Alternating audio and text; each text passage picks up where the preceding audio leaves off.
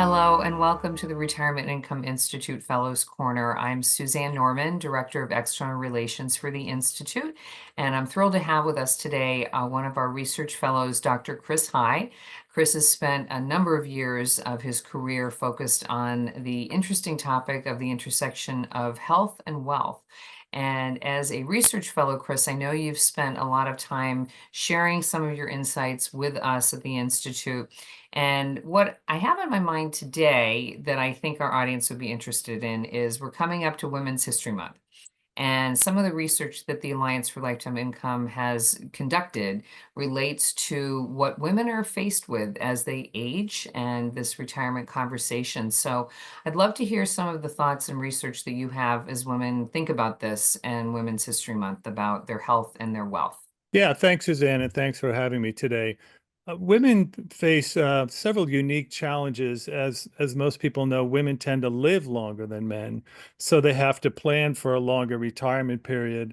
Uh, women often, Women are also more likely to suffer from cognitive decline than men, and it's changing now, fortunately, but especially for the baby boom and older generation, the women were frequently not neither the primary income earner nor the primary financial decision maker within their family. So many of them lack the experience and the financial literacy required to make sound decisions about retirement planning and protected income. So it really is a challenge for a lot of women today to successfully plan for their retirement. Thanks, Chris. And yes, as a woman, of course, I think about it. I see it with my friends, my family, certainly as a professional in the industry. Something that I thought was interesting in our research, and you made me think of it with that comment about advice, is that when we look at women right now, we see so many that are unpartnered, single. And we also saw in our research last year that was talking about how many women are working with a financial advisor. And we saw that about 75% of single women did not have a financial professional helping them versus about half of the partnered women. And I wonder what your thoughts are related to that advice gap. Yeah, I think it's really important again for many of the reasons I previously stated, particularly around the lack of financial literacy and decision-making experience, that they seek out help. One of my favorite expressions, and it applies in this case very well, is never worry alone. So as we get older, really all of us could benefit from building a team around us. And that team, can comprise trusted family members, friends, but also financial professionals. So I think for a lot of women, it would make sense not only to, especially the women who are, divorced or widowed, to get help, maybe get help from other family members, get help from friends, but also seek out professional advice because it's planning for retirement. It can be is very complicated, especially here in the United States. And you have the financial issues, then also you have a lot of health related issues, healthcare costs, long-term care costs. These can be very expensive, and so being sort of stumbling your way through that process is not ideal. And I think not just women, but people in that position who are unsure about how to make these choices should seek out professional assistance. Yes, and one of the things that I found interesting in one of your papers where you talked about, let's say someone is getting that advice, that the simplification of the decision making with this conversation around protected income from annuities. And I wonder if you could talk to, both women and maybe their advisors that are working with them about your thoughts related to that help.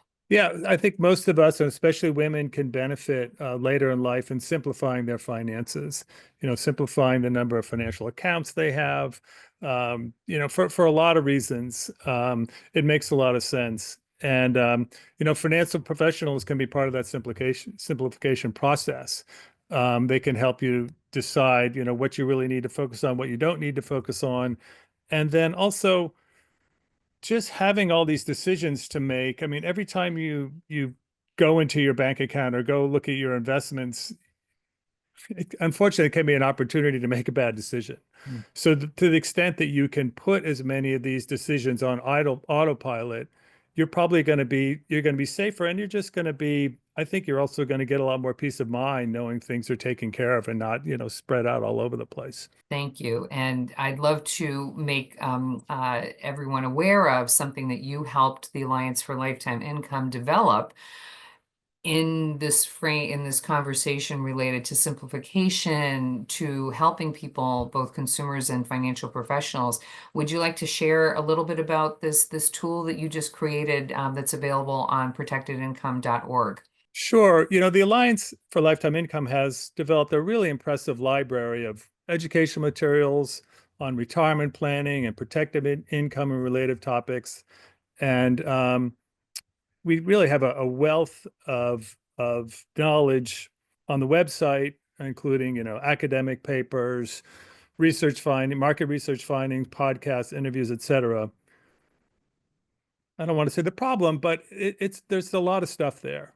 And so even for, not just for consumers, but even for financial professionals, it can be a lot.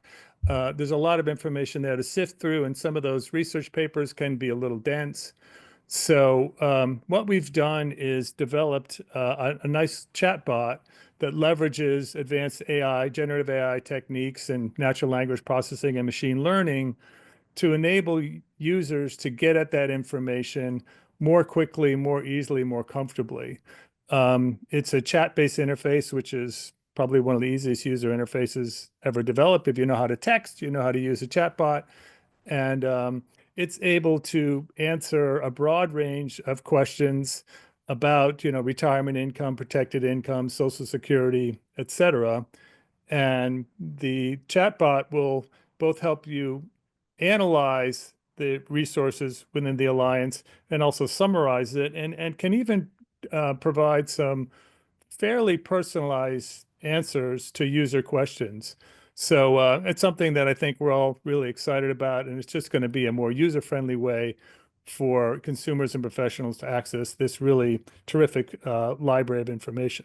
Thanks, Chris. Yes, your passion for simplification and helping people understand is it's truly exciting that we have this, because we do talk about at the Institute our desire to take retirement research into the real world. But with over 120 papers, two of which you've written for Hmm. us, it can Yes. be quite daunting. And what I do really appreciate about this tool and this chatbot is that it's open publicly. So protectedincome.org, you'll find that at the top. And whether you're a consumer, someone curious, certainly we've talked a little bit about women in this discussion today, but financial professionals as well, I think will find this very useful. So we appreciate the work that you put into this, Chris. Thank you. Oh, great. It's my pleasure.